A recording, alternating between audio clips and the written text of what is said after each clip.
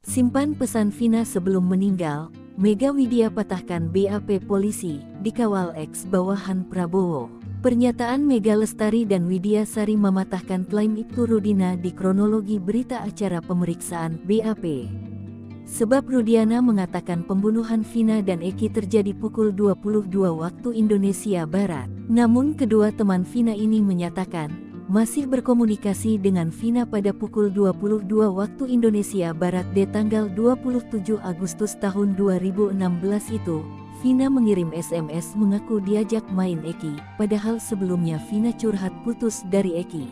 Widya mengatakan, Vina berjanji pulang pukul 22 waktu Indonesia Barat, namun tak jadi dan kirim pesan teks, mengajak Widya dan Mega bertemu pukul 22 waktu Indonesia Barat.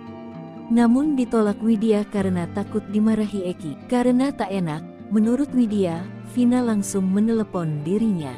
Saat terdengar Vina sedang tertawa dan tidak seperti dalam kondisi terancam seperti apa yang diklaim Rudiana dan penyidik pada 2016 itu. Melihat fakta ini, pakar psikologi forensik Reza Indragiri yang mewawancara Mega dan Widya di channel YouTube pada tanggal 27 Juli menantang Muhtar Effendi, pengacara Peggy Setiawan untuk menjadi kuasa hukum mereka jika menjalani pemeriksaan di kepolisian. Tantangan ini dijawab langsung mantan anggota Kopassus ini pada Minggu tanggal 28 Juli tahun 2024. Ia siap tak dibayar demi ungkap kebenaran, sebab jika berdasarkan keterangan Mega dan Widya ini, hanya berselang 12 menit setelah Vina menghubungi Mega dan Widya, peristiwa pembunuhan pemerkosaan terjadi.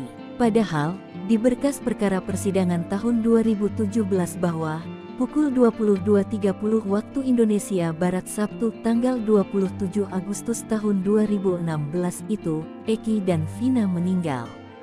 Namun faktanya, berdasarkan keterangan Mega dan Widya, pukul 22.18 waktu Indonesia Barat itu, Vina masih menghubungi Widya.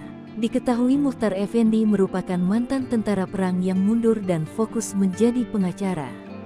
Salah satu pengalaman paling hebat saat dia di bawah pimpinan Prabowo Subianto yang menjabat Danjen Kopassus. Ia dan prajurit lainnya membebaskan sandera yang ditawan organisasi Papua Merdeka (OPM).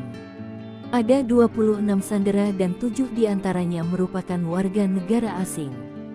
4 dari Inggris, 2 dari Belanda dan 1 dari Jerman. Mereka sedang menjalani ekspedisi Lawrence 95 di Mapenduma saat itu. Tahun 96 saya bertugas dengan Pak Prabowo pembebasan sandera di Irian. Saya yang ngambil sandera, ujarnya seraya mengatakan berkat prestasinya itu, ia mendapat penghargaan dan kenaikan pangkat luar biasa.